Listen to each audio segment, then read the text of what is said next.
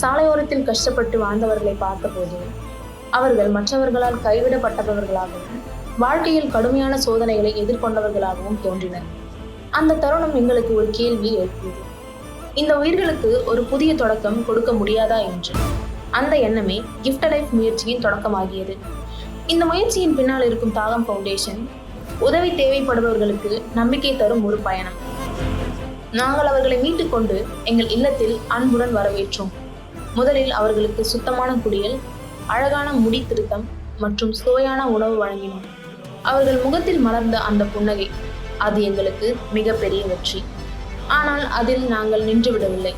தினமும் உடற்பயிற்சி, சுத்தமான சூழல், ஆரோக்கியமான உணவு மற்றும் நல்ல தூக்கம் மூலம் அவர்களுக்கு ஒரு ஆரோக்கியமான வாழ்க்கை முறையை வழங்குகிறோம்.